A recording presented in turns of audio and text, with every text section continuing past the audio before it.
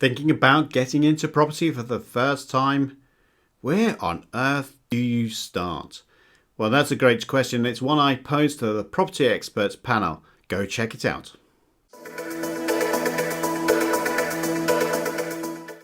So Lawrence asks, what are the big questions you should ask when buying property here in the UK? What is a property inspection checklist?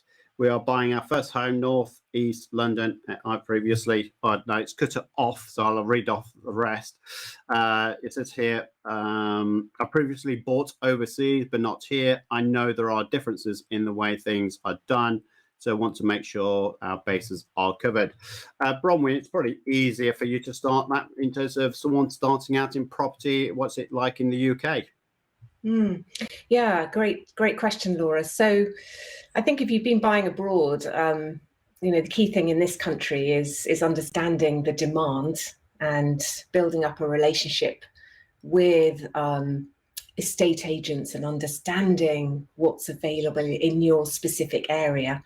Now, if you're looking for checklists, then that's perhaps a Ross question, in terms of what should I be looking at. But if you've bought abroad, you're going to be looking at the obvious expensive things like boiler, roof, windows, those sorts of things where you think, is there damp?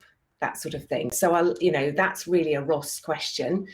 From my point of view, in terms of teaching people to invest, then it's really about the position of the vendor, because depending on their situation, you want to find motivated sellers if you can. And so understanding, do they need to sell quickly? Have they found their dream home already? Have they put it on at a massive price, so they're not really motivated? So all these sorts of things are things that I teach and that you can read about in my book and things. So more than happy to have a chat.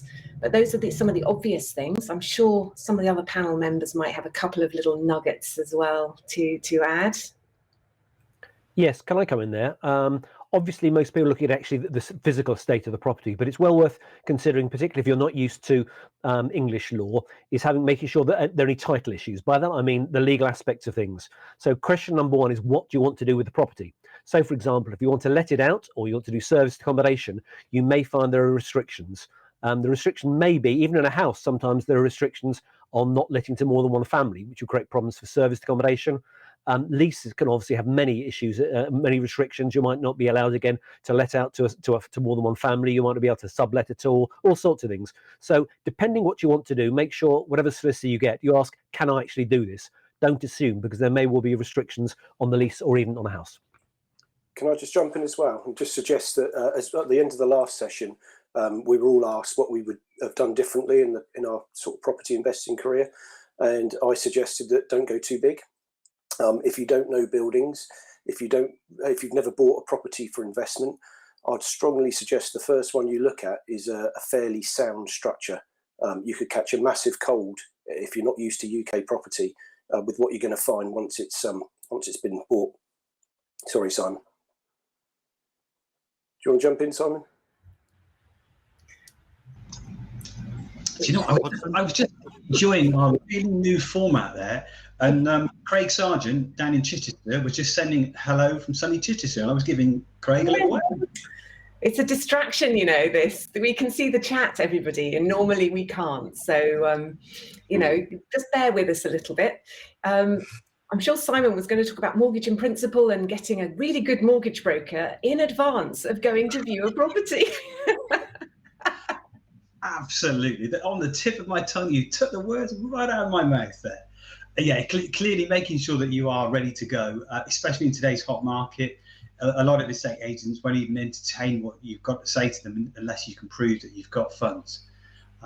However, there's a real habit at the moment with estate agents asking you to get new decision in principles for every offer you make, which I absolutely do not agree with whatsoever. You will destroy your credit file and credit profile very swiftly. So reach out if that's something that you'd like to find a way around. Perfect. Hopefully that video was useful for you, but please do not stop there. There are plenty of videos that I know that will help you build your wealth whilst reducing your tax liability. And in this video, well, this is the one I think you should be watching right now.